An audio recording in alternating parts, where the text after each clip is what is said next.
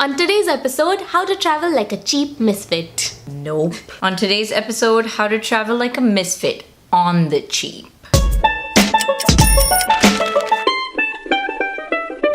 Heyo, it's the 9 to 5 Misfits back again to help you crush unemployment and find success on your own terms, you magical pixies. So this week we're wrapping up self-care month with travel. Why it's important, how to actually do it if you're on a budget, and how it actually ties into self-care. Now, we're obviously not travel pros and bloggers, but that's kind of the point. There's a lot of judgment around travel, and we often build it up to be this big-ass thing just because of our social media feeds, full of people taking these fabulous vacations and being afflicted with #wanderlust. But travel can be what you want it to be. Structured, not structured, extravagant or casual, whatever you'd like, baby. Of course, on this channel, we're talking about misfits like us who might be kind of frugal about their travel. So first of all, why travel at all? Well, we talk a lot about self-awareness, why it's important for your professional and personal development and success. One great way to gain self-awareness is to just get away from the chaos of your daily routine. So like Burning Man? Yeah.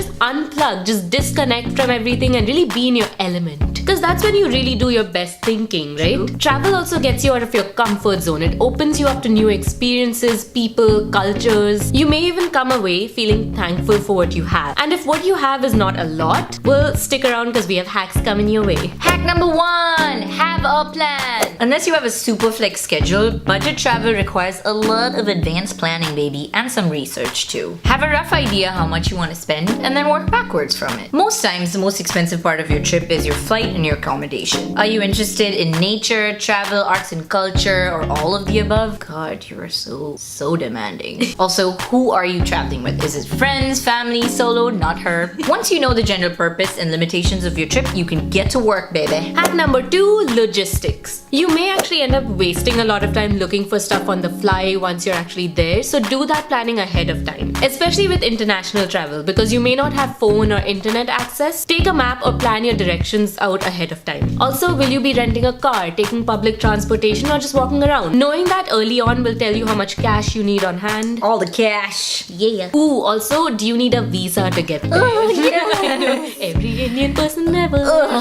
If you do, account for the processing time and fees. Hack number 3, save on the big ticket stuff. If you're flying, Skyscanner, Hopper, Google Flights are great ways to find cheap tickets. Start looking early. Maybe try to fly off peak season or midweek, those are even better. With stay, you have a lot of options as well beyond just hotels, like Airbnb, couch surfing, friends and family that don't mind hosting your fat ass, or the hotel, motel, holiday inn. When it comes to activities, there's a lot of cheap stuff to do. You can check out TripAdvisor. Ooh, and look at travel blogs. Those guys post entire itineraries that you can use. Other ways to save, if you're in a popular destination, look up free walking tours. Also, food can get expensive. So a lot of people we talked to picked accommodations that had free breakfast. Then for lunch, they would either grab something at a grocery store or at a street vendor. And then dinner is when they do like the elaborate meals. Of course, you can always be sneaky and carry around booze, energy bars, water. Yeah. Especially for the room, it's total BYOB situation happening. Hack number 4, immerse yourself. Part of the charm of traveling is to get an authentic experience. So think like a local, baby. Look at the websites that the locals look into for best restaurants, activities